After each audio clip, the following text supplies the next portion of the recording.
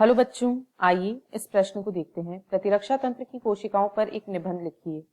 इस प्रश्न की जो मुख्य अवधारणा वह है टी एवं बी लसिकाणु।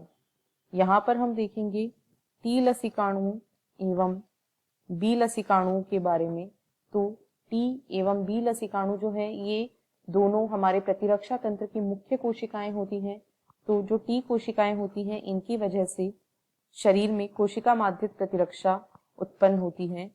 ये कोशिका माध्यित प्रतिरक्षा के लिए उत्तरदायी होती हैं। जबकि यदि बी लसिकाणुओं की बात करें तो ये प्रतिरक्षी माध्यित प्रतिरक्षा अथवा तरल प्रतिरक्षा के लिए उत्तरदायी कोशिकाएं होती हैं।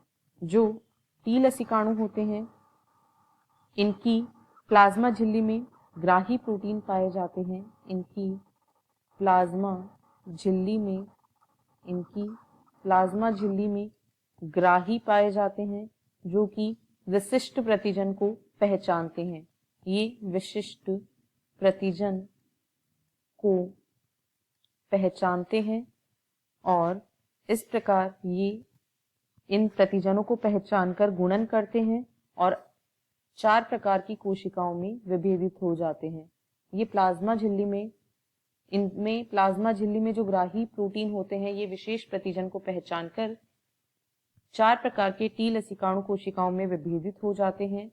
ये जो कोशिकाएं हैं वे हैं मारक टी कोशिकाएं, सहायक टी कोशिकाएं, मारक टी कोशिकाएं, सहायक टी कोशिकाएं, स्मृति टी कोशिकाएं तथा संदमक टी कोशिकाएं। मारक, सहायक, स्मृति तथा संदमक टी कोशिकाएं। मारक कोशिकाएं लक्ष्य कोशिका को नष्ट करने का कार्य करती हैं और ऐसे पदार्थों का स्रावण करती हैं जो इन्हें नष्ट करते हैं। जो सहायक टी कोशिकाएं होती हैं ये एंटीजन से क्रिया करके सक्रिय हो जाती हैं और टी एवं बी कोशिकाओं को उत्तेजित करती हैं। स्मृति टी कोशिकाएं जो होती हैं ये एंटीजन के प्रति हुई प्राथमिक प्रतिरक्षा अनुक्रिया की स्मृति रखते हैं। जबकि संदमक टी कोशिकाएं ये प्रतिरक्षा तंत्र को स्वयं के एंटीजन के विरुद्ध प्रतिक्रिया करने से रोकती हैं। इस प्रकार टी लसिकाणु जो होते हैं वे कार्य करते हैं और शरीर को प्रतिरक्षा प्रदान करते हैं। जबकि यदि अब बी लसिकाणु को देखें तो जो बी लसिकाणु होते हैं ये कोशिकाएं दैहिक तरल में जीवाणु एवं विषाणुओं से लड़ने का कार्य करती हैं, इसलिए ये तरल प्रतिरक्षा के लिए उत्तरदायी हैं।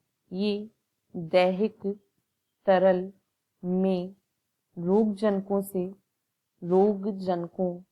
से लड़ती हैं।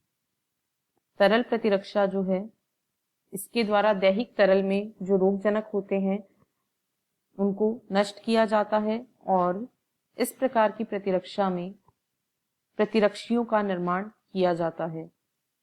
इस प्रकार की प्रतिरक्षा में विभिन्न प्रतिरक्षियों का निर्माण होता है, विभिन्न एंटीबॉडीज का निर्माण होता है और ये जो एंटीबॉडी होती हैं ये प्रतिजन से क्रिया करती हैं और उन्हें समाप्त करती हैं। इस प्रकार टी एवं बी लसिकाणु हमारे शरीर के प्रतिरक्षा तंत्र की 2 मुख्य कोशिकाएं हैं।